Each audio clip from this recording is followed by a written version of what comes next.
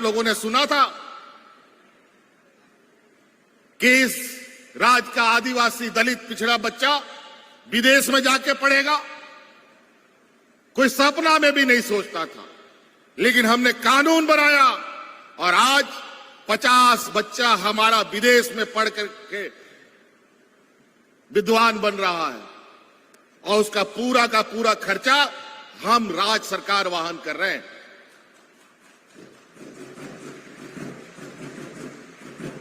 और हम अपने नौजवानों को कहना चाहेंगे और अपनी बच्चियों को भी हम कहना चाहेंगे, आप लोगों को सावित्रीबाई फुले योजना से जोड़ा गया है। आप लोग पढ़ाई लिखाई छोड़िए मत। आपको आने वाला समय में इंजीनियर बनने के लिए, डॉक्टर बनने के लिए, पत्रकार बनने के लिए, वकील बनने के लिए जो भी खर्चा होगा उसका पूरा खर्चा राज्य सरकार देगी। ये हम आपके लिए कानून बना दिए।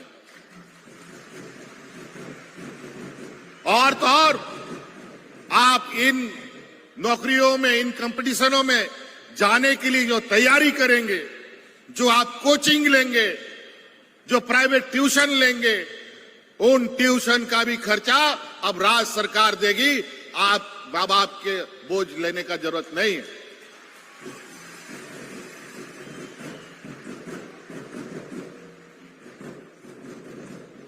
तो इसलिए आप लोग विद्वान बनिए। हम लोग, इस राज्य का दुर्भाग्य है कि हमारा आदिवासी समाज इतना सीधा और सरल है कि देश के कानूनी पचड़े को और षड्यंत्र को हम पहचान नहीं पाते हैं।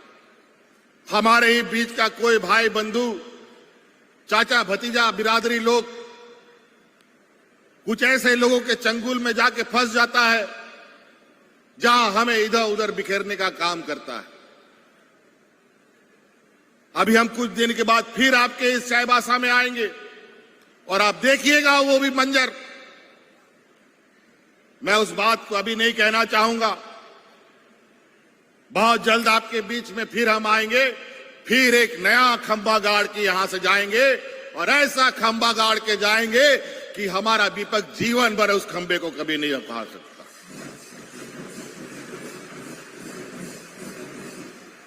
इन लोग को लगता है कि यहां का आदिवासी लोग बोका है, लेकिन आज इस आदिवासी नौजवान ने इन लोगों को लोहे के चने चबवा रखे हैं। सरकार के दूसरे दिन से ही ये लोग सरकार गिनाने में लगे हैं। हर दिन एक एक नेता को ये लोग मुख्यमंत्री बनाता है। लेकिन चिंता मत करो, आज बहुत शिद्दत के बाद, हमारे पूर्वजों के शहादत के बाद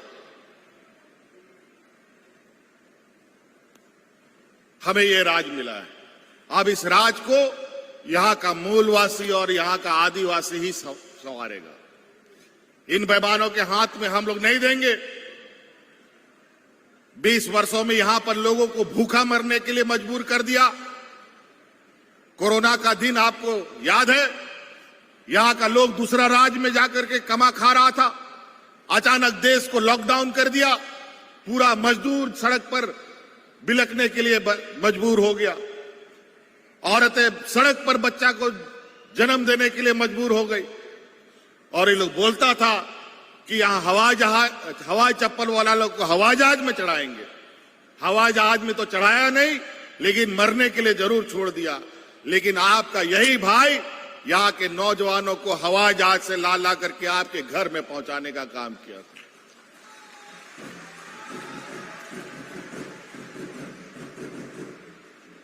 कौन समझेगा हमारी दर्द को? कोई दूसरा नहीं समझ सकता। 20 वर्ष, यह आदिवासी बहुल राज्य है। 20 वर्षों में कभी भी आदिवासी महोत्सव इस राज्य में नहीं मना। ऐसा क्या हो गया हम लोग का सरकार आने के बाद आदिवासी महोत्सव मनने लगा? कई लोग राज्य के अलग अलग कोने से उस महोत्सव को देखने गए होंगे। और इस बार तो खुशियां इतना, लोगों का उत्साह इतना कि इस देश का हर राज्य से आदिवासी समूह हमारे झारखंड राज्य में आए और झारखंड राज्य को देखने का काम किया और अपना समाज संस्कृति का प्रदर्शन भी करने का काम उन लोग किया।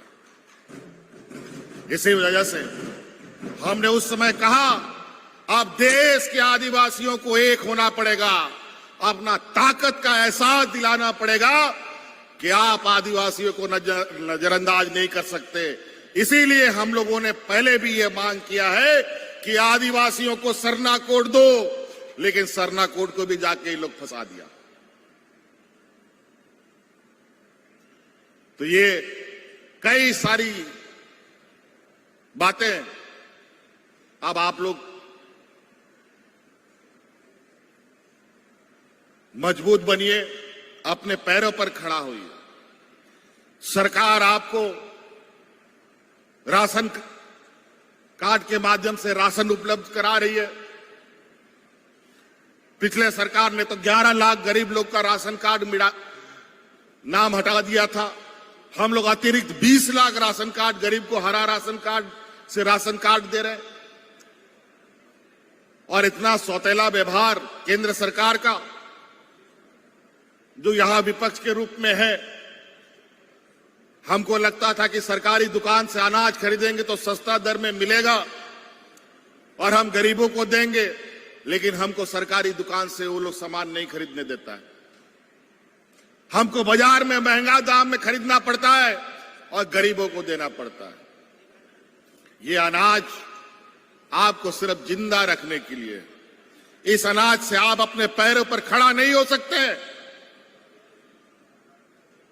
और आज देश की स्थिति यह है कि केंद्र सरकार ने ऐसे नीति बना दी, इस देश का 80% लोग अब राशन कार्ड पर जिंदा हो चला गया है। देश की अर्थव्यवस्था चौपट हो गई है, लोगों का आय घट रहा है, महंगाई आसमान छू रहा है। नमक, तेल, साग सब्जी, दाल चावल, आटा, जूता चप्पल, कलम, कागज, पेट्रोल, डीजल। अब आप लोग नौजवान हैं, बाजार घूमते हैं,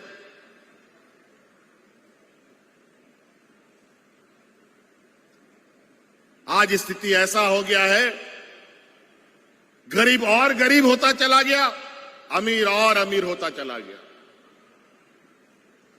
क्योंकि महंगाई ऐसे ही बढ़ गई।